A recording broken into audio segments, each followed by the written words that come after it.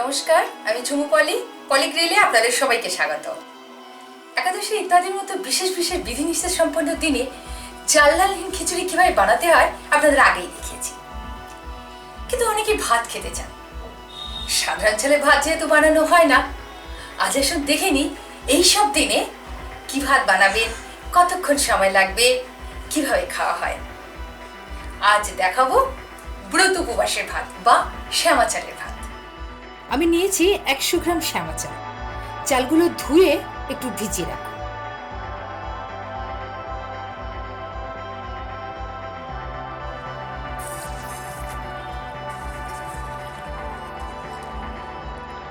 প্রথমে হাঁড়িতে 500 মিলি জল গরম করুন। জলে ভিজিয়ে ধোয়া শ্যামা চাল দিয়ে দিন হাঁড়িতে।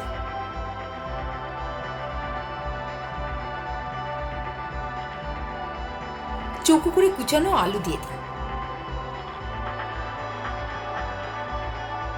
আর দিতে পারেন গোটা 2 কাঁচা লঙ্কা। চাপা দিয়ে 10-12 মিনিট রান্না করুন। উপোস পার্বণের দিনে সাধারণ চালের বদলে এই শ্যামা চালের ভাত, খিচুড়ি এসব খাওয়া হয়। কিন্তু পথ্য হিসাবেও এই শ্যামা চাল ভীষণ উপকারী। আমাশা, রক্তাল্পতা, মেদ বিনাশ, প্রসব যন্ত্রণার উপশমেও এই শ্যামা চালের খাবার নিদান আছে শাস্ত্রে। এবার ঢাকা খুলে দেখে না যাক।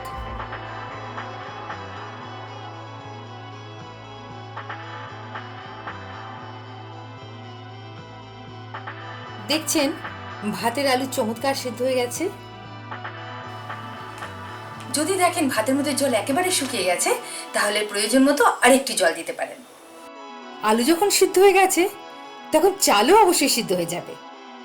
এই দেখুন চালগুলো খুব সুন্দর সিদ্ধ হয়ে গেছে। ভাত কমপ্লিট। আজ বন্ধ করে ভাত নামিয়ে নিন।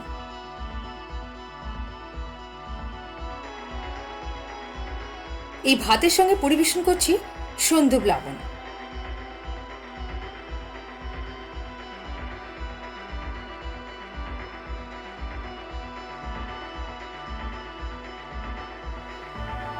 ঘি সহযোগে এই শ্যামা চালের ভাত যেন অমৃত।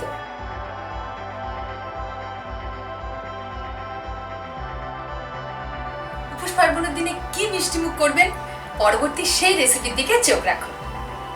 আগের রেসিপিগুলো আপনার বন্ধু বান্ধব আত্মীয় স্বজনের সঙ্গে শেয়ার করুন। আর আপনার মতামত জানাতে একদম ভুলবেন না। সুস্থ থাকুন, ভালো থাকুন, আবার দেখা হবে।